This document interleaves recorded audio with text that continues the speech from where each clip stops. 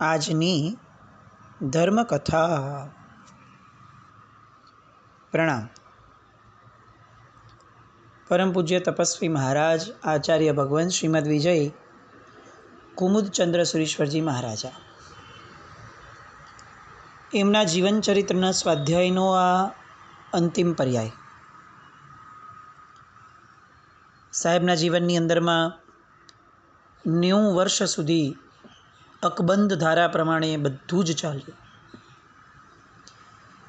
એમના વિહાર પણ છેક 90 વર્ષ સુધી ચાલ્યા. પછીથી વાની તકલીફના કારણે સાવ ચાલવા માટે અશક્ત બન્યા. ત્યાર પછીથી એમણે ડોળીનું મન સ્વીકાર્યું. જોકે ડોળી પણ બહુ જ મિનિમમ વાપરવી પડે એ રીતે જ પાછળથી એમણે વિહારો કર્યા. આ બધી ચર્યાઓ, બધા તપસ્યાઓ, બધી એ બધાની સાથે સાથે એમણે એમના જીવનની અંદરમાં જ્યારે ગૃહસ્થપણામાં હતા ત્યારે એક કાર્ય એવું કર્યું હતું કે જે કાર્ય અત્યારે એમની માટે એક બહુ મોટું વરદાન સાબિત થાય છે. વિક્રમ સંવત 1989નું એક ચાતુર્માસ હતું. સુરતમાં શ્રી જયાનંદ વિજયજી મહારાજ સાહેબ એમણે એ ચાતુર્માસ કરાવેલું. ત્યારે ગૃહસ્થ પર્યાયમાં છગનભાઈ રૂપે જ્યારે સાહેબજી હતા ત્યારે એમણે ચાતુર્માસમાં સાહેબજીએ સામુદાયિક રૂપે સંઘની અંદરમાં સમાધિ મરણનો અઠ્ઠમ કરાવ્યો હતો. આ આપણી માટે કદાચ નવો કન્સેપ્ટ છે. કદાચ કોઈક પૂર્વના પુરુષોને જાણમાં હોય તો આપણે પૂછવું પડે.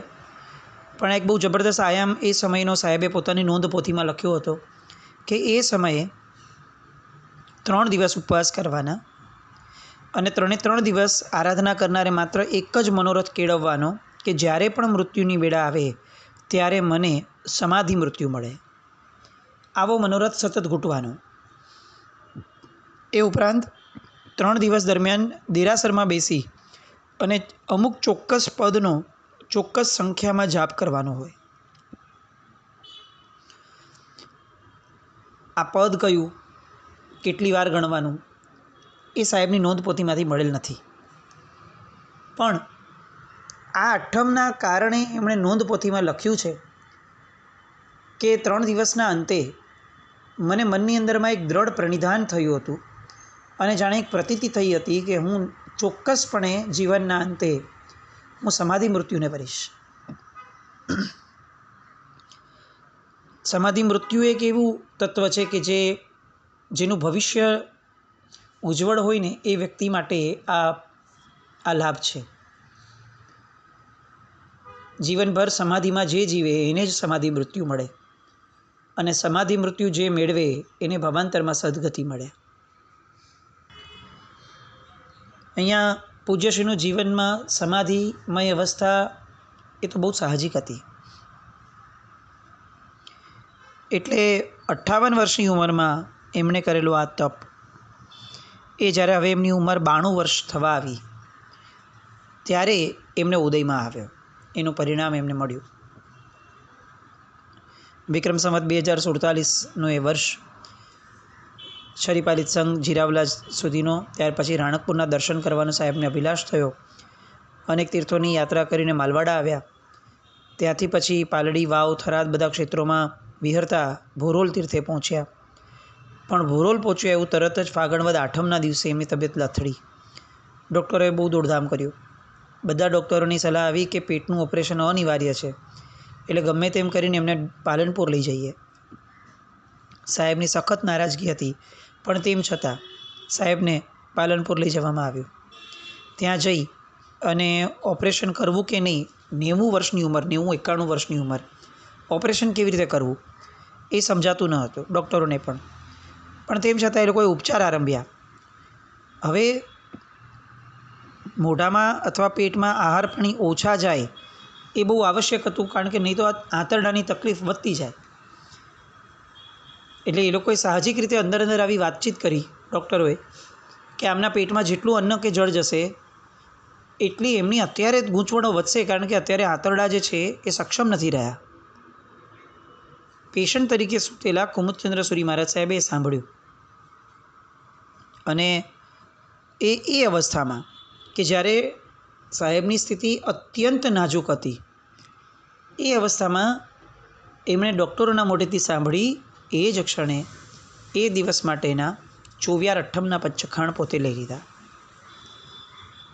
આપણે ખાલી કલ્પના કરીએ આ વ્યક્તિત્વની કે જે પેશન્ટ તરીકે બેડ ઉપર સૂતું છે, જેની માટે બારે જાપ ચાલે છે, જેની માટે બારે માથાકૂટ દોડધામો ચાલે છે કે ગમે તે ભોગે સાહેબનું જીવન આયુષ્ય જે છે એ વધુ દીર્ઘ બની જાય. બધાના જ પ્રાર્થનાના સૂરો ચાલતા હોય ને એવા સમયે ડૉક્ટરની અંદરની વાતચીતો, એના આધારે પોતાને જે ભાવતું હતું અને વૈદ્ય કીધું એ ન્યાયીએ એમણે 24 પચકાણ લઈ લીધા. ડૉક્ટરોને તો ખ્યાલ નહીં આવ્યો. પછીથી મહાત્માઓને ખબર પડી, સાહેબે કહી દીધું કે મેં તો પચકાણ લઈ લીધું છે. અને આવું એક દિવસ થયું એવું નહીં, બીજે દિવસે પણ એવું, ત્રીજે દિવસે પણ એવું, ચોથે દિવસે પણ એવું. 5 દિવસ સુધી સાહેબે 24 કર્યા, 5 દિવસ સુધી. અને જે પણ થયું હશે તે પણ આ 5 દિવસના 24 કારણે અને કદાચ ડૉક્ટરોના ઉપચાર જે થયો એ ઉપચારના કારણે જે પણ થયું હોય, સાહેબ જે સિરિયસનેસ આવી ગયેલી એમની તબિયતની એમાંથી સીધા બહાર આવી ગયા અને ગંભીરતામાંથી બહુ સાહજિકપણે ધીરે ધીરે રિકવરી કરી અને ઉપાશ્રયે પાછા આવ્યા. અને તબિયત ધીરે ધીરે સારું થતી ગઈ. જોકે એકાસના, પાંચમના, 14ના વગેરે 11-14ના ઉપવાસ આ બધું તો એમનું ચાલુ જ હતું રૂટીન લાઈફમાં. પણ થોડાક મહિના પછી ફરીથી વૈશાખની અંદરમાં સ્વાસ્થ્ય કથળ્યું, ફરીથી શરીર ક્ષીણ થયું. ડૉક્ટરોની સારવાર મળી અને ફરી પાછું શરીર નોર્મલ થતું ગયું. એ પછીનું ચાતુર્માસ પાંથાવાડામાં થયું. ફરી પાછા ત્યાં ચરીપાલિત સંઘ ને બધું થયું. ક્યાંક ક્યાંક તબિયતો ઉથલો માર્યો, પણ પ્રાથમિક સારવાર તત્કાળ મળી ગઈ એટલે એ ધીરે ધીરે એમને ઓકે કહી શકાય એવી સ્થિતિમાં પોતે આવતા ગયા. દર વખતે જ્યારે તબિયત બગડે ત્યારે પરિસ્થિતિ અલગ અલગ હોય, કારણ અલગ અલગ હોય. પહેલાં આંતરડાની તકલીફ હતી, પછી પગની તકલીફ થઈ, પછી પેટની તકલીફ થઈ. આમ અલગ અલગ અંગોમાં અલગ અલગ તકલીફો આવતી ગઈ. એમ કરતાં કરતાં મહાસુદ આઠમની જે દિવસની સ્થિતિ આવી એ થોડી ગંભીર આવવા લાગી. સાહેબે એકાસના તો ન જ મૂક્યા, એટલે એકાસના ચાલુ હતા અને મહારાજજી સાજા થઈ જાય એની માટે ડૉક્ટરો બધા સારવાર કરતા હતા. પૂજ્ય પ્રબોધશ્રી મહારાજ સાહેબ એમને પણ એવું લાગવા લાગ્યું કે હવે પરિસ્થિતિ વળાંક લેવા માંડી છે. એટલે એમણે તરત જ મહાત્માઓને કહીને નવકાર મંત્ર સહિતની ધર્મ શ્રવણરૂપ નિર્યામણા ચાલુ કરાવી દીધી. તપસ્વી મહારાજને બહુ જ ગમ્યું. શ્રાવક વર્ગ પણ પોતાના જીવનમાં જીવદે આદિનું જે પણ સુકૃત થાય કરી શકાય એ પ્રમાણે ધનનો સદવ્યય કરી અને આવા સંકલ્પોપૂર્વક એ તપ, જપ, સ્વાધ્યાય, દાન, ધર્મ આ બીજા બધા કરવા લાગ્યા. તપસ્વી મહારાજ એ સમયે પણ ન બીમાર દેખાય, ન મ્લાન દેખાય, ન બેભાન દેખાય. એમના વદન પર જે આરાધનાનું શ્રવણ ચાલતું હતું એ સાંભળ્યા પછીથી એમણે પોતે પણ જાણે કળી લીધું કે મારા પ્રસ્થાનની વેળા આવી ગઈ છે અને પોતે પણ સચેત બની ગયા અને પોતે અખંડ રીતે એ આખી રાત્રિ જાગી અને પોતે પોતાની નિત્ય આરાધના, જાપ વગેરે જે બી કરતા હતા એ બધામાં જ બહુ જ સાહેબ સ્થિરપણે એમાં રહ્યા. આમ કરતાં કરતાં આઠમમાંથી આગળ વધીને 11 આવી. 11ની સવારનું પ્રતિક્રમણની અંદરમાં પચ્ચખાણનો સમય થયો. ઓવરઓલ જીવનમાં પણ 11 હંમેશા એ ઉપવાસવાળી રહી છે. આજે તો જોકે બધા જ એવું માનતા હતા કે સાહેબની સ્થિતિ બહુ નબળી છે એટલે કદાચ આજે તો ન જ કરવા દેવાય સાહેબને ઉપવાસ, કારણ કે દવા વગેરે પણ જઈ શકે. પણ પ્રતિક્રમણની અંદરમાં સાહેબે પોતે જ 24 ઉપવાસ ધારી લીધો. અને પોતાને ખ્યાલ આવી ગયો હશે જાણે કે કોઈ પણ પ્રકારે હવે મારે અણસણ તો નથી સ્વીકારવું, પણ અણસણની દિશામાં આગળ વધવું છે. આગલા દિવસનો 24 ઉપવાસ દસમનો અને આ 11ના દિવસે ફરીથી એમણે ધાર્યું. એટલે આમ જોવા જઈએ તો 24 છઠ એ એમનો થયો. આપણને એમ લાગે કે કોઈ વ્યક્તિને બહારગામ જવું હોય ને તો જે ઘરમાં એ રહ્યો છે એના સ્નેહ સંબંધો સાથે એટલો બધો તાણાવાણાથી જોડાયેલો હોય કે વારંવાર એમને આવજો કરવા ઊભો રહે, એમની હારે વાતો કરવા ઊભો રહે, એમની સાથે સમય પસાર કરવા ઊભો રહે. કેમ? કારણ કે ભાઈ તમને બહુ સેવ્યા, તમને તમારી હારે બહુ સમય વિતાવ્યો છે, તો હવે બહારગામ જતી વખતે હું તમને બહુ મિસ કરીશ, એટલે જેટલો સમય મેક્સિમમ હું તમારી સાથે વિતાવી શકું એટલો વિતાવું. આવો ભાવ સહજપણે દરેક વ્યક્તિને આવે. બસ આ તપસ્વી મહારાજને આવું જ થયું. આ જગતની અંદરમાં સૌથી વધુ સમય એમણે જો એમના આયુષ્ય દરમિયાન કોઈની સાથે વિતાવ્યો હોય તો એ હતો તપ ધર્મ. એમના જીવનના મહદ વર્ષો એ તપ ધર્મમાં રત રહ્યા. એટલે જાણે હવે જ્યારે છેલ્લો સમય આવ્યો છે ત્યારે આ તપ ધર્મ સાથે બહુ જ ઘનિષ્ઠતા કેળવવા અથવા એમને કહેવા કે હું પાછો આવતા ભાવમાં તમને મળવાનો છું, બહુ વહેલી તકે મળીશ, પણ આ ભાવમાં તમે મને જે રીતે સાચવી લીધો અને જે રીતે આપણો સંબંધ રહ્યો એ સંબંધ પુનઃ મને વાગોળવો છે. અને એટલે જાણે એ તપ ધર્મના શ્રેષ્ઠતમ આલંબન સમા 24/6ના પચકાણમાં સાહેબ રહ્યા. સંઘ આખો તાજુબ હતો. ડૉક્ટરો હેરાન હતા કે આ વ્યક્તિ કઈ મનોવૃત્તિથી જીવે છે, કોને સૂઝે, થઈ શકે કે નહીં શરીરથી એ જવા દો, એ પછીનો વિષય છે, પણ આવું સૂઝે જ કોને? માણસ મૃત્યુના સમયે તો વલખા મારતો હોય, જીવવાની જીજીવિષા બહુ જ વેગવાન બની જાય, કારણ કે હાથમાંથી છૂટે છે આયુષ્ય. પણ એવા સમયે પણ પૂજ્ય કુમુદચંદ્ર મહારાજ એ જાણે તપ ધર્મ માટે જ જન્મ્યા હતા એવા એમના અવતાર કાર્ય સમય તપ ધર્મને બહુ જ સાહજિકતાથી વળગી રહ્યા. અને પોતાના પચખાણનો નિર્ધાર સંકલ્પ જે હતો એ એમણે જ્યારે શિષ્યોએ પૂછ્યું કે સાહેબ કંઈક વાપરવાનું, અને ત્યારે એમણે કીધું કે મારે આજે ચોવ્યાર ઉપવાસ ધરાઈ ગયો છે, આજે ચોવ્યારો છઠ છે. સવારથી લઈને લોકો આગળ પાછળ આવવા લાગ્યા. સ્વસ્થતા પણ થોડી લબુક ઝબુક થતી હતી. મિનિટો આગળ વધવા લાગી. નવકાર મંત્રની ધૂન એ અખંડ રીતે પ્રવર્તતી હતી. પોતે એક્ઝેક્ટ સભાન હતા. લગભગ બપોરના 12ની આસપાસનો સમય થયો. એમણે તરત જ મહાત્માઓને ઇશારો કરીને કહી દીધું કે જેમને પણ ગોચરી વગેરે વાપરવાનું છે તમારામાંથી એ બધા જ વહેલી તકે ગોચરી વાપરીને આવી જાઓ. જાણે હવે એમને અણસાર હતો કે કંઈક હવે વિદાયનો સમય એ આવવાનો, ને એવા સમયે નિકટના મહાત્માઓમાંના કોઈ મહાત્માઓ એ ગોચરી વાપર્યા વગરના રહી ન જાય. એટલે કંઈક થાય એ પૂર્વે જ એમણે બધા મહાત્માઓને ઇન્ડિકેટ કરી દીધા કે તમે જલ્દીમાં જલ્દી ગોચરી વાપરીને આવી જાઓ. પરાર્થકરણની, પરના વિચારની આ કેવી પરાકાષ્ઠા! જીવ આપણો જઈ રહ્યો છે, એ સમયે કોક મારા કારણે ગોચરી વાપર્યા વગરનું રહી ન જાય એ વિચાર આવવો. આવી ક્ષણોમાં કે જ્યારે આત્મપ્રદેશો ખેંચાઈ રહ્યા હોય એ દર્શાવે છે કે એમણે એમના જીવનકાળ દરમિયાનમાં સતત અને સખત રીતે આ ગુણને કેટલો ઘૂંટ્યો હશે. આપણને લાગે છેલ્લી ઘડીએ કોઈના વિચારો બદલાતા બહુ નથી, પ્રાય કરીને જે જિંદગીભર સેવ્યું હોય ને એ જ આવે છે. અચાનકથી કોઈ ભગવાન પ્રગટી જશે આપણામાં અને આપણને ધર્મ આપી દેશે, આપણને કોઈ નૌકાર સંભળાવી દેશે, એવી બધી અપેક્ષા રાખવી એ બહુ સારી વાત છે, પણ એનું એક્ઝિક્યુશન જીવન દરમિયાન થઈ રહેવું જોઈએ એ પણ એટલી જ મહત્ત્વની વાત છે. જેને જીવતા જીવત નૌકાર સાંભળવાનો સમય નથી એને મરતી વેળાએ કોણ નૌકાર આપશે? જેનું મન જીવતા જીવત સમાધિમાં લીન નથી થતું એને છેલ્લી ઘડીએ આવી વેદનામાં તો કોણ સમાધિ આપશે? અને આ બધી જ વાતો આ બધા મહાપુરુષોના જીવન ચરિત્રના આવા ભાગો દરમિયાન આપણે બહુ પ્રેરણા સ્વરૂપે લેવા જેવી છે. આ બધા યુગ પુરુષો કહી શકાય એવા વ્યક્તિત્વો હતા. આપણે આ જે યુગ પ્રવર્તાવી ગયા એ લોકો એમાંનો અંશ આપણે ઝીલવો જ રહ્યો. 12 થયા. બધા જ મહાત્માઓ એ ગોચરી વાપરીને આવી ગયા, જેમ એમણે કહ્યું હતું એ પ્રમાણે. 12:35 પૂરા સભાન અવસ્થાની અંદરમાં તપસ્વી મહારાજ આજુબાજુના લોકોને ખ્યાલ આવવા લાગ્યો કે હવે આ ક્ષણો છેલ્લી છે, આત્મપ્રદેશો ખેંચાઈ રહ્યો છે, એ ખ્યાલ જ આવી જાય છે. આરાધના કરાવવા આવેલા સૌ કોઈને સહજ રીતે સમજાયું એના કરતાં વધુ સાહેબને પોતાને સમજાયું. આંખ બંધ કરી પોતાના ધ્યાનમાં લીન થયા.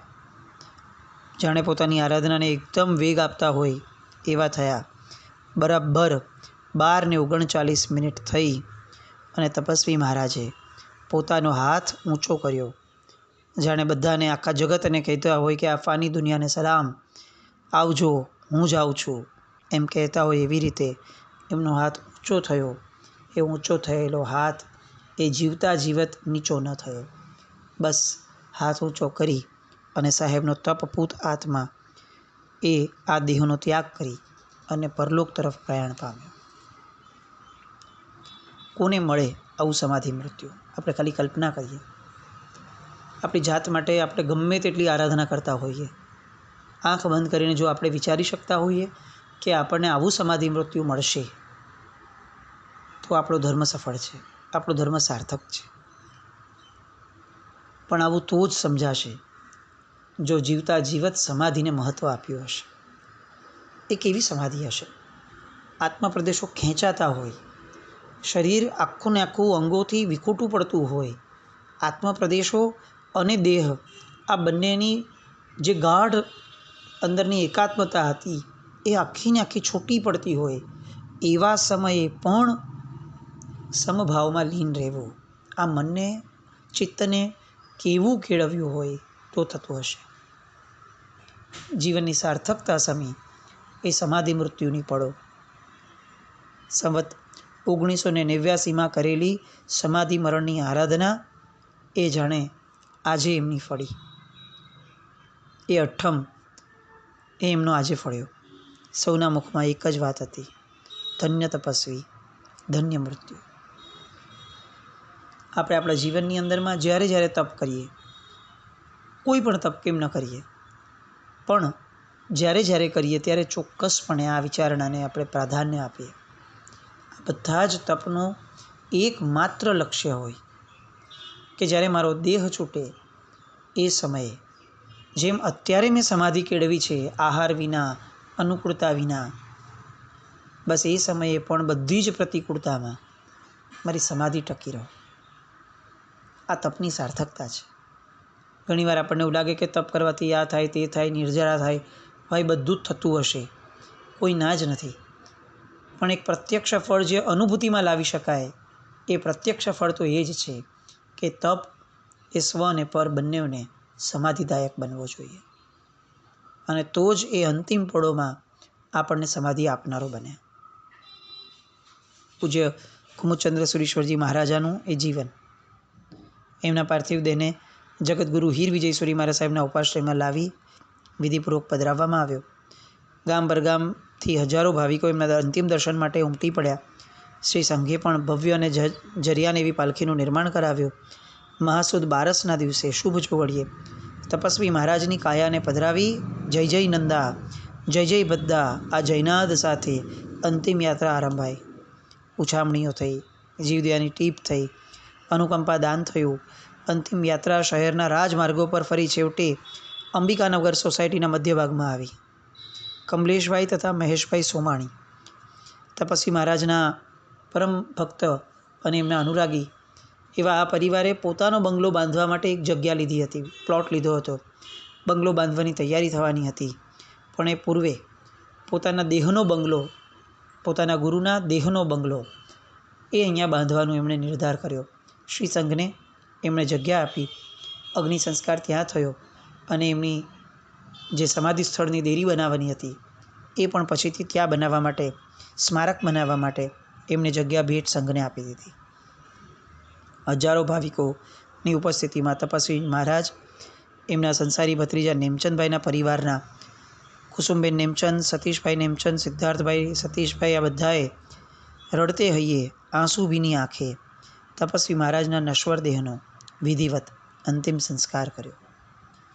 ઉપસ્થિત રહેલી વિશાળ મેદનીની આંખો આંસુ ભીની હતી, ચહેરાઓ ગમગીન હતા, હૈયા અનુમોદનાના ભાવથી છલકાતા હતા.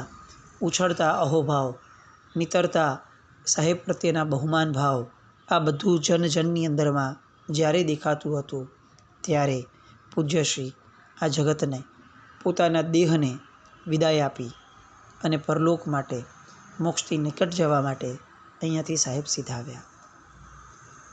પૂજ્ય તપસ્વી મહારાજનું જીવન ચરિત્ર અહીંયા પૂર્ણ થાય છે.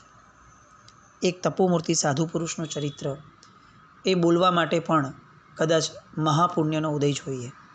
એ સાંભળવા માટે પણ અતિ પુણ્ય અથવા કોક ભાવમાં તપશ્ચર્યાનો યોગ સાધ્યો હોય તો કદાચ સાંભળવા મળે એવું આ તપસ્વી મહારાજનું જીવન. આજે આપણે ધર્મકથા સાથે એમનો ફોટો પણ મૂકીએ છીએ. ફોટો સાચવીને રાખીએ. જીવનમાં જ્યારે જ્યારે તપ કરીએ ત્યારે ત્યારે સાહેબના દર્શન કરી એમની પાસે માંગણી કરીએ અમારા તપના અંતરાયો તૂટે. અમારાથી તપ થાય એ તો બહુ પ્રાથમિક માંગણી છે. અમારું તપ સાર્થક તપ બને, મુખ્ય માંગણી આ છે. અમારું તપ નિર્જરાભૂત તપ બને, માંગણી આ છે. અમારું તપ સમાધિપૂત તપ બને, માંગણી તો આ કરવી છે. બસ આવું આ ઉત્તમ તપોમય જીવન જેમનું રહ્યું. સદીઓના ઇતિહાસમાં કદાચ ઐતિહાસિક કહી શકાય એવા શાસન સમ્રાટ સમુદાયના સૌ પ્રથમ વર્ધમાન તપોનિધિ પૂજ્ય કુમુદચંદ્ર સુરીશ્વરજી મહારાજા, એમના જીવનને કોટી કોટી અનંતશઃ વંદના સાથે અહીંયા વિરમીએ. સાહેબના પૂર્ણ ચરિત્ર દરમિયાન એમના જીવનકાળ વિશેનું કંઈ પણ આલેખન, કંઈ પણ શબ્દ એ એમના ગૌરવને અભિભૂત થાય એવા ન રહ્યા હોય, અથવા કંઈ પણ એમના જીવન વિપરીતમાં અલગથી કંઈ પણ ભિન્નતા બોલાયું હોય તો એ બધા માટે ત્રિવિધે મિચ્છામિ દુક્કડમ. જૈનમ જયતિ શાસનમ. પરમ પૂજ્ય આચાર્ય ભગવંત શ્રીમદ વિજય નિમિષસુરીશ્વરજી મહારાજા અને પરમ પૂજ્ય આચાર્ય ભગવંત શ્રીમદ વિજય કુમુદચંદ્ર સુરીશ્વરજી મહારાજા, આ બધાનું સામ્રાજ્ય, આ જગત ઉપર અખંડ તપો, આ બધાનો પુણ્ય પ્રભાવ એ આ જગતને સદાય ઉજ્જવળ બનાવે અને એમની તપધારાથી આપણા બધાના જીવનમાં ખરો તપ ધર્મ જે છે તે પ્રવેશે. બસ આવું કંઈક આપણા જીવનમાં થાય એવી શુભ મંગલ કામના સાથે જીનાજ્ઞા કંઈ પણ બોલે તો મિચ્છામિ દુક્કડમ. જૈનમ જયતિ શાસનમ.